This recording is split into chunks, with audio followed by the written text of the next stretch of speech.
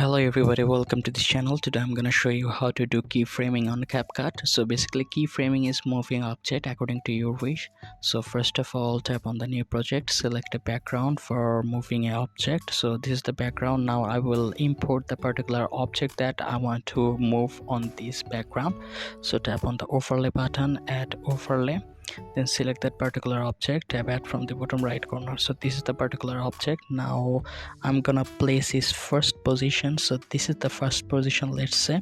Now you can see a keyframe button just beside the pass and play button. This is the pass and play button, and just right after it there is a square shaped and there is a plus sign. This is the symbol of keyframing.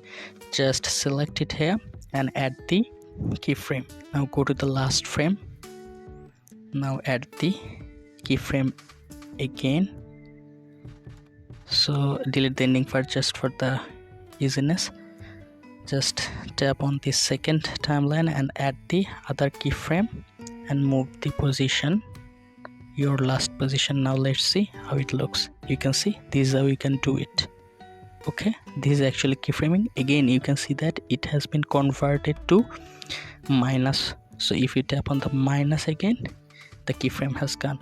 You can add as many as you want. So let's say here is another one. You can move the picture here, again another one here, another one here. You can see that this time automatically the keyframings are adding here. Now let's see how it looks.